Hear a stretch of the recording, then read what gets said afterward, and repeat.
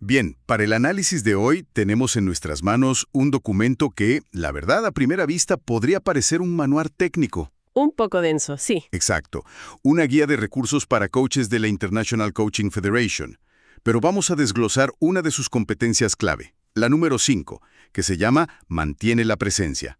Y creo que vamos a encontrar algo mucho más profundo. Fíjate que esa es la competencia que a menudo se malinterpreta. Muchos creen que estar presente es simplemente, no distraerse con el celular. Claro, no ver el teléfono. Pero es infinitamente más complejo y, sobre todo, más activo que eso. Totalmente.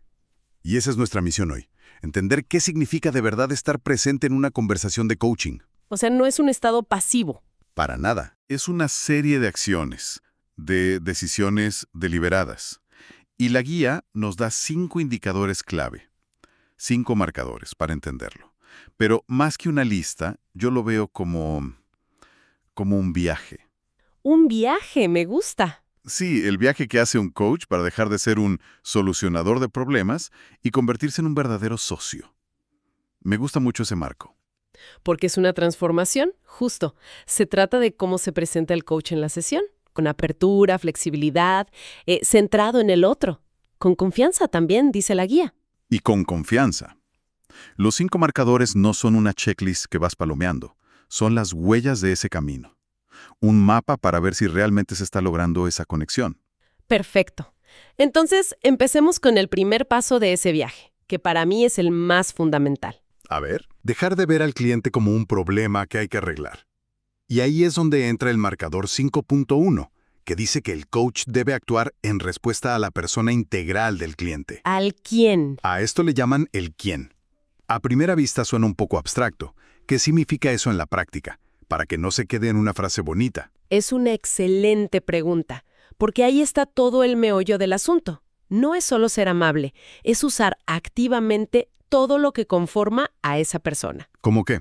Pues su contexto, sus valores, su cultura, sus experiencias pasadas, todo eso como parte de la conversación. La guía da ejemplos muy claros. Sí, los vi. Si un cliente piensa en metáforas, el coach no las ignora, las usa, baila con ellas.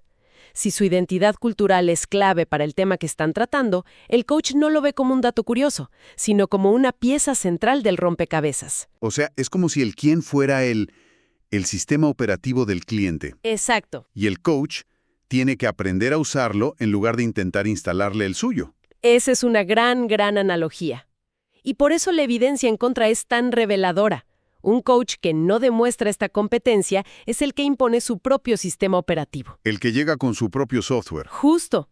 El que hace suposiciones basadas en estereotipos, el que ignora las experiencias de vida del cliente porque no vienen al caso, o el que se enfoca de manera, obsesiva solo en el problema inmediato. Encontré un ejemplo en la guía que me pareció brutal por lo específico que es. ¿Cuál? Dice que una evidencia en contra es presionar a un cliente para que hable de sus emociones cuando ha dejado claro, verbalmente o no, que no quiere ir por ahí. Claro. Eso es un choque de sistemas operativos en toda regla. Totalmente. Es una falta de respeto a la autonomía del cliente en ese momento preciso. La presencia no es forzar una vulnerabilidad para la que la otra persona no está lista o que simplemente no es su estilo. Claro. Se trata de estar presente con la persona real que tienes enfrente, no con la versión idealizada que como coach te gustaría que fuera. Pero eso plantea una pregunta difícil. Si te enfocas demasiado en el quién, en toda su complejidad, ¿no corres el riesgo de perder de vista por qué vino a la sesión? Claro, el objetivo.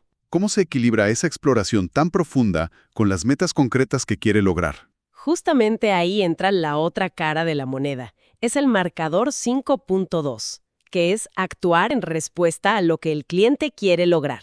O sea, ¿el qué? El qué, exactamente. No puedes quedarte flotando en la introspección del quién. Si la persona llegó diciendo necesito ayuda para preparar esta presentación, el qué son los objetivos, los retos, la parte tangible. Es el equilibrio perfecto. Claro, es el destino del viaje que acordaron juntos. Y la guía dice que una forma de demostrar esto es casi literal. ¿Cómo? Mantenerse alineado con las palabras del cliente. Si el cliente dice, quiero sentirme más seguro, el coach no lo traduce a necesitas desarrollar habilidades de liderazgo. Claro. Usa las palabras sentirme más seguro como la estrella polar de la conversación. Exacto. Y aquí la palabra clave es flexibilidad. Imagina que van en un viaje por carretera, con un destino fijo, pero de repente el cliente ve un paisaje increíble y dice, oye, quiero parar aquí. Ok, un coach que no está presente diría, no, tenemos que llegar a nuestro destino. Un coach presente, en cambio, se detiene y pregunta, ¿este nuevo lugar es más importante ahora? ¿Quieres que este sea el nuevo foco? Lo que la guía llama recontratar. Exactamente. Recontratar. El control del volante siempre lo tiene el cliente. Me gusta mucho esa imagen. El coach es un copiloto, no el que tiene el mapa y el volante. Y entonces la evidencia en contra sería el coach que constantemente agarra el volante para tomar un atajo que solo él ve. O que cambia la música sin preguntar, imponiendo su propia agenda. Claro. Y puede ser muy sutil, ¿eh? Puede ser una interrupción que parece útil, una pregunta que parece brillante, pero que en realidad está desviando al cliente del camino que él mismo eligió. Entonces, ¿qué se hace? La verdadera presencia es notar esa desviación y devolvérsela al cliente como una opción, no como una imposición. Algo como, oye, noto que estamos hablando de X cuando empezamos queriendo hablar de Y. ¿Hacia dónde quieres ir ahora? Ok, entonces ya tenemos ese equilibrio fundamental. La tensión entre la persona completa, el quién, y su objetivo, el qué. Ahora, ¿cómo se navega esa tensión? Me parece que los siguientes dos marcadores nos dan la respuesta. El 5.3. El de asociarse. Sí, habla de asociarse con el cliente. Esto va más allá del objetivo, se trata de todo el proceso, ¿no es así? Sí, esto se refiere al cómo de la sesión. No es solo a dónde vamos, sino cómo queremos viajar juntos. Ok. Implica invitar constantemente al cliente a codiseñar la conversación. ¿Quieres que exploremos esto con preguntas? ¿Prefieres que visualicemos algo? ¿Te sirve que te comparta una observación? La herramienta no la impone el coach. El ejemplo que da la guía aquí es oro puro. Dice que una señal clara de esta asociación es cuando el coach pide permiso antes de compartir una idea. Totalmente. No la lanza como una verdad, sino que pregunta, ¿te parece bien si te comparto algo que estoy notando? Ese simple gesto cambia toda la dinámica de poder. Es un gesto de respeto y colaboración total. Comunica que la perspectiva del coach es una oferta, no un mandato. Es decir, yo no tengo la verdad, tengo una perspectiva desde mi silla. Te la ofrezco por si te sirve. Exacto. Pero tú decides si la tomas o la dejas. Se desmantela por completo la idea del coach como el experto que sabe más. Y claro, la evidencia en contra son esas preguntas que ya llevan la respuesta escondida. El clásico, ¿no crees que deberías? O, ¿y si en lugar de eso intentaras? Sí. Eso no es asociarse. Es dirigir, es cruzar esa delgada línea de coach a consultor. Sí. Es caer en la tentación de saber más. Y esa tentación es precisamente lo que el siguiente marcador, el 5.4 sobre la curiosidad, busca desmantelar. Ok, la curiosidad. Este punto dice, el coach demuestra curiosidad para aprender más sobre el cliente. La curiosidad es el motor que mantiene la sesión centrada en el cliente y no en las ideas del coach. Pero aquí hay una advertencia crucial en la guía. Dice que la curiosidad debe estar al servicio del cliente y su progreso. Ajá. No para satisfacer el interés del propio coach. ¿Cómo se distingue una de la otra? Porque desde fuera pueden parecer iguales. Esa es la distinción clave.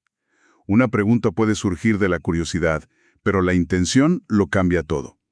La pregunta interna que el coach debe hacerse es, ¿esta pregunta va a abrir una nueva perspectiva para mi cliente o solo va a llenar un hueco en mi entendimiento o en mi morbo? Dame un ejemplo. Claro. Si un cliente dice, mi jefe es un tirano, la curiosidad inútil sería, ¿sí? ¿Y qué te hizo? Busca el chisme. Busca el chisme. La curiosidad útil sería, ¿y qué significa para ti trabajar con alguien a quien percibes como un tirano? La primera busca la anécdota, la segunda busca el impacto en el cliente. Entiendo. La curiosidad útil abre puertas para el cliente. La inútil solo le pide al cliente que pinte una pared en la casa del coach. Me encantó esa analogía. Y una señal externa de esto, según la guía, es muy simple. El coach escucha mucho más de lo que habla. Básico, pero fundamental. Demuestra un interés genuino en la perspectiva del otro. en lugar de estar esperando su turno para soltar su genialidad. Exactamente. El coach que no es curioso de manera útil es el que ofrece sugerencias en lugar de hacer preguntas, el que completa las frases del cliente, el que cree saber lo que el cliente va a decir antes de que lo diga. Es alguien que está cerrando la exploración en lugar de abrirla. Bien, llegamos al último marcador.